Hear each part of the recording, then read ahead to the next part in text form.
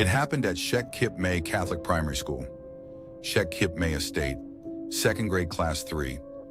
I was a substitute teacher on my first day. I stood at the front of the classroom, called roll, and every student answered yes. 32 names on the board, 32 voices, but when I counted heads, I only got 31. I counted again, then looked at the last name on the class list. The box next to it was empty, no class photo. There was a missing face where someone should have been. My name is Min, 24. I had just gotten my teaching certificate and my first job was substituting. The school was decades old, part of the Shek Kip Mei Estate, with long corridors, high ceilings, and old wooden floors that creaked under every step. The second grade class 3 classroom was just like every old Hong Kong schoolroom, impersonal and slightly dusty, where every object had a history it never told. The real teacher was off sick, and I was supposed to step in for 2 weeks. I was ready for the usual chaos of a new teacher arriving. I was not ready for a student who shouldn't be on the list. I walked into the classroom and saw a sea of small faces staring at me. I wrote my name on the board in big letters and said I was Teacher Min, here to take over from their regular teacher. The room went quiet, curious, a few whispered to each other. I picked up the class list and began calling out names one by one. The children answered in turn. Then I reached the 28th name, Chen Ka Lok. A voice answered, clear but soft, like it came from far away, with a faint echo. I looked up, scanning the rows, front, middle, back, no hand raised, no one making eye contact. I marked him off the list and kept going. After roll call, I counted the students 3 times. Every time I got 31, but the list still said 32. The 28th name, Chen Ka Lok, did not match any face in the room. I turned to the class and asked who Chen Ka Lok was. No one answered. The room was so still you could hear the clock ticking. A girl sitting nearby, Lam Hu Ching, looked up at me, then glanced toward the back right corner of the classroom before looking down again. I followed her gaze. The last seat on the back row, far right, was empty. I asked her if she knew Chen Ka Lok. She shook her head slightly, but her eyes flicked back to that empty chair for a second. After class, I went to the school secretary, confused. I showed her the list and asked about Chen Ka Lok. She checked the computer carefully, then said there was no student named Chen Ka Lok registered for this class. She turned the screen for me to see. The school system showed only 31 students. The list I had, the one I brought in, had 32.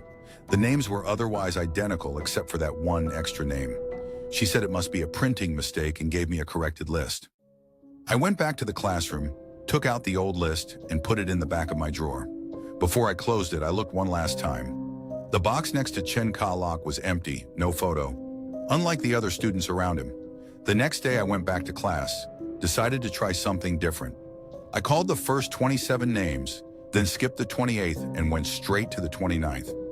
Right after that, at the 28th position on the list, a voice came from the back right corner. Chen Ka Lok. The same soft, distant voice, the same hollow echo. I looked at the empty chair. For a second, the seat cushions sank slightly, as if something heavy sat down, but there was no one there. I swallowed, kept calling roll, pretended nothing had happened. After school that same day, I stayed in the classroom alone to grade homework. Everyone else had gone home.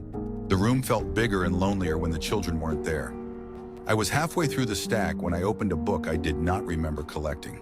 The name on the cover read Chen Ka Lok. I counted the books earlier, I was sure of it.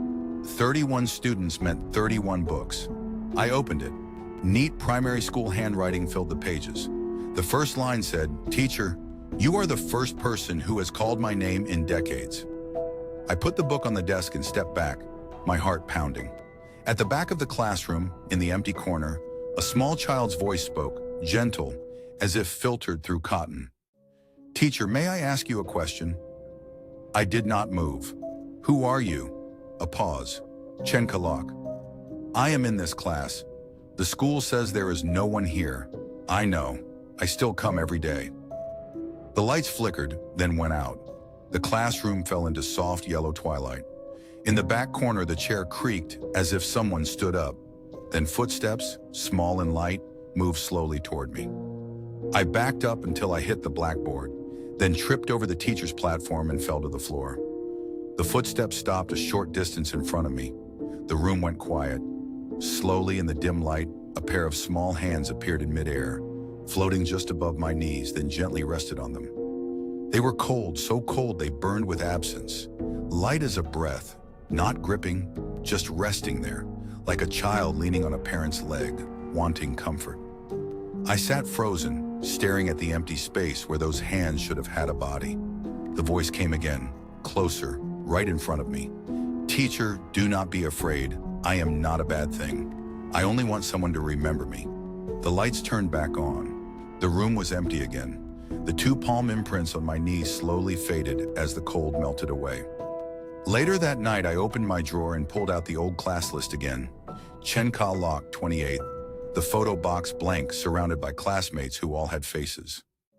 I remembered his words. "I only want someone to remember me." With a pen, I wrote beside the empty box, "Chen Ka Lok, I remember you." A few days later, I went to see the school principal to ask about the history of the school. She was an old nun, Sister Lung, who had been principal for decades. When I mentioned Chen Ka Lok, she looked at me in a way that made the air feel heavy. "You are the first substitute teacher who has asked me that name." She opened an old photo album, yellowed with age, and stopped at a page marked Grade 2, Class 3.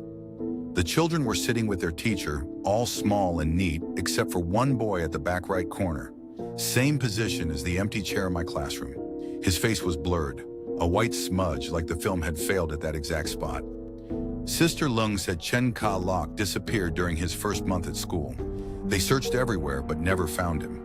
Every year since then, some teacher claimed to hear a voice answering his name during roll call, but no one ever saw him. He was gone for 43 years. I stayed at the school for 2 weeks. On my last day, I stood at the back of the classroom and looked at the empty chair again. "Chen Ka Lok," I said quietly. "I am leaving now, but I remember you, and I will not forget you." The room was silent for a long time. Then on the blackboard, a piece of chalk floated on its own and moved, writing slowly, letter by letter. "Teacher, the next substitute teacher. Will you tell them I am still here?"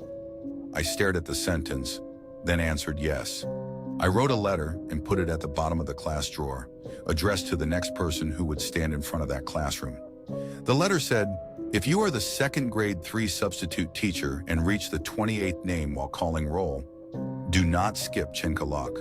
Call his name. He will answer yes. He only wants someone to remember him." There was one thing I could never explain. For 43 years, every substitute teacher heard a voice answering his name but saw nothing. I was the first one to see the chair dent under invisible weight, the first to feel his hands on my knees. Why me? Much later, I dug out my own old primary school photos and found the class picture from 2nd grade. In the back row on the right side, I stood next to a boy whose face was blurred, the same way as the old photo in the school's album. I turned the picture over. The teacher's handwriting listed every student around me, but the name beside that blurred boy was only half written, smudged and faded, yet still clear enough to read. Chen Ka Lok. I had forgotten him. Everyone forgot him. But he did not forget me. After 43 years, he waited until I stepped back into that classroom, probably thinking I was the same classmate who once sat beside him, come back to see him again. When you were a student, did you ever have someone sit next to you who suddenly disappeared, never talked about again, as if they had never existed? Or do you have a class photo where one face you do not recognize stands right beside you, as if they were there all along?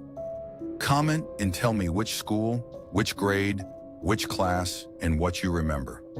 The one story that chills me the most I will tell in the next episode, and try to find out what really happened to that missing student.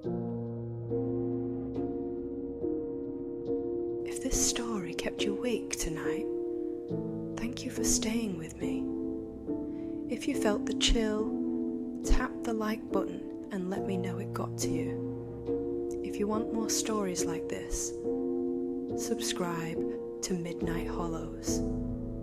Every night I'll bring you another story that follows you after the screen goes dark. Stay close to the light.